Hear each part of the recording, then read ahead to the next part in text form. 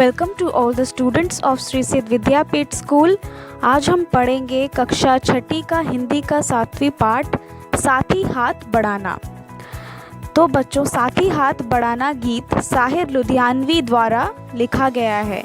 यह गीत नया दौर फिल्म के लिए लिखा गया था। यह गीत आज़ादी के कुछ समय बाद लिखा गया था, जब देश का निर्माण हो रहा था। तो यह गीत हमें मिलजुल कर काम करने को प्रेरित करता है। कवि ने इस गीत में बताया है कि जब जब मनुष्य ने मिलकर काम किया है, तब तब उसने हर मुश्किल को आसानी से पार किया है। कवि के अनुसार सुख दुख का चक्र जीवन में हमेशा आता रहता है। हमें हर परिस्थिति में हमेशा अपनी मंजिल की ओर बढ़ते रहना चाहिए। दुनिया में हर बड़ी चीज़ छोटे छोटे चीज़ों से मिलकर ही बनी हुई होती है।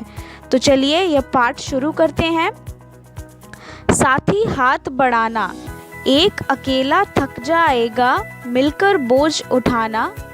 साथी हाथ बढ़ाना, हम मेहनत वालों ने जब भी मिलकर कदम बढ़ाया, सागर ने रास्ता छोड़ा, पर्वत ने शीश झुकाया। फौलादी है सीने अपने, फौलादी है बाहें, हम चाहे तो चट्टानों में पैदा कर दे राहें। साथी हाथ बढ़ाना। तो इन पंक्तियों में कवि ने लोगों को साथ मिलकर काम करने का प्रेरित किया है। एक अकेला काम करते करते थक जाएगा, इसीलिए भारत के निर्माण में सभी को हिस्सेदार बनने के लिए कहा है।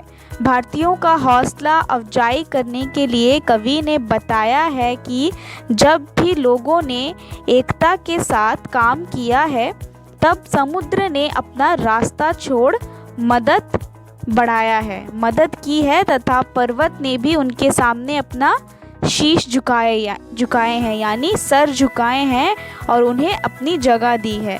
कवि के अनुसार हमारी बाहें और सीना फौलाद से बना है, जिससे हम मुश्किल काम कर सकने की क्षमता रखते हैं।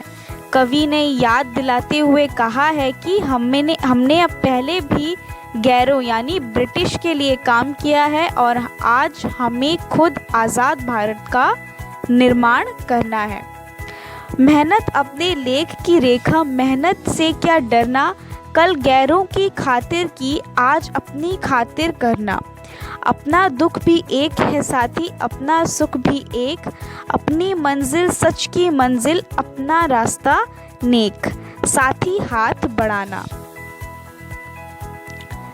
एक से एक मिले तो कतरा बन जाता है दरिया, एक से एक मिले तो जर्रा बन जाता है सहरा।